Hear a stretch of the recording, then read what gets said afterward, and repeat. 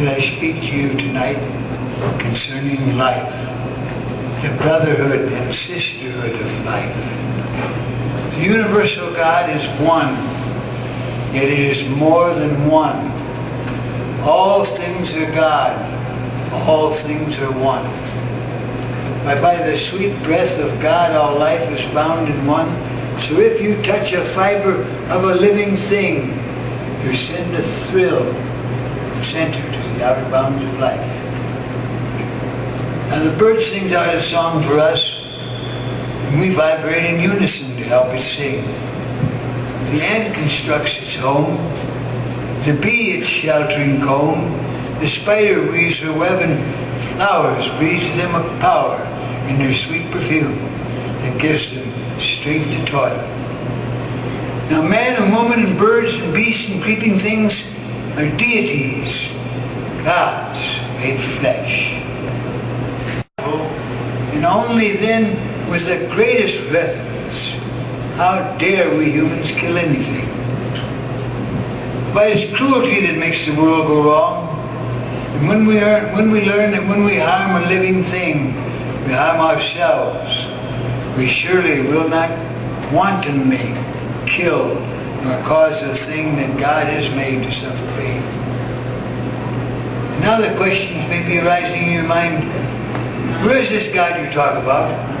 Where are his temples, his churches, and his shrines?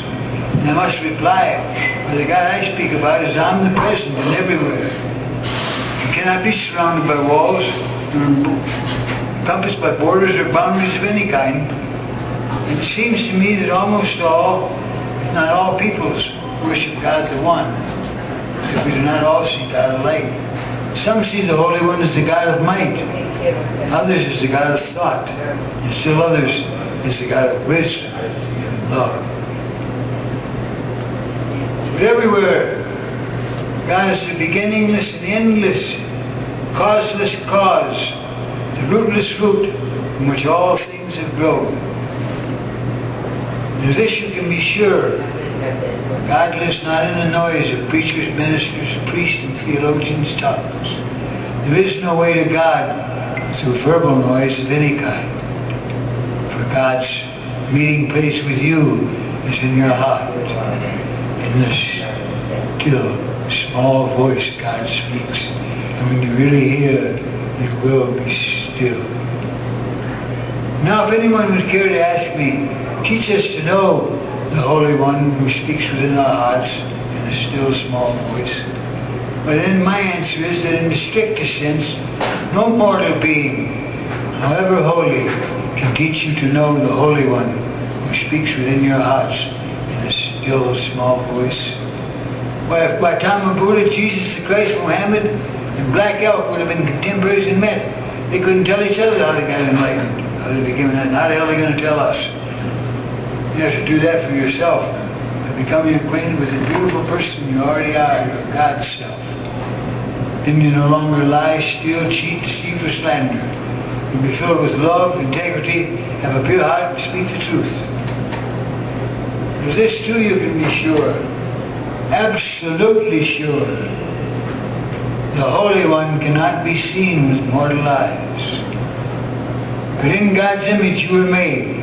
And when you look into the face of one another, you are looking at the image of the God who speaks within your hearts. And when you honor one another, you honor God. You do for God.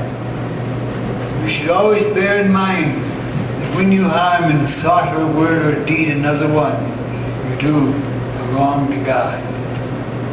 So if you would serve the God who dwells within your heart, just serve your neighbor, your relative, or your best friend.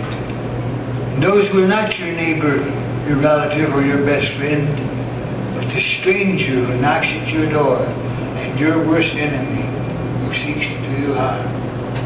Assist the poor and help the weak, do harm to none, and never wish for that which is not yours. And with your tongue the Holy One will speak, and will smile behind your tears, and light your countenance with joy, and fill your hearts with peace. And in conclusion, from my own experience, which is by far the greatest teacher there is, there's no question about that. I wandered here and there and everywhere searching for God. But all the while, the Holy One was in my own dwelling. Go where you may go, all over the face of this earth, till you find God in your own heart. Your whole life will be meaningless. Look, I know this stuff is pretty rich, so I'm not going to... I'll probably do the Desideratus. You guys handle another one? Yeah, one more. I know this is cultural. Desideratus. Oh, placidly amid the noise and haste, and remember what peace and again silence. As far as possible, without surrender, be on good terms with all persons. Speak your truth quietly and clearly, and listen to others, even the dull and the ignorant, for they too have their story. Avoid loud and aggressive people, for they are vexatious to your spirit. If you compare yourself with others, you may become vain or bitter, for always there will be greater and lesser persons than yourself. Enjoy your achievements just as much as your plans. Keep interest in your own career, however humble. It is a real possession in the changing fortunes of times. Exercise caution in your business affairs, for the world is full of trickery. Let this not blind you to what virtue there is.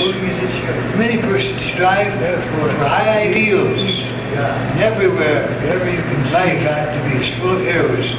Whenever your labors and aspirations, be yourself in a noisy, confused cycle. Love, keep peace, the peace of all heredity, with all its sham, drudgery, and broken dreams. Be still, beautiful world. Be cheerful.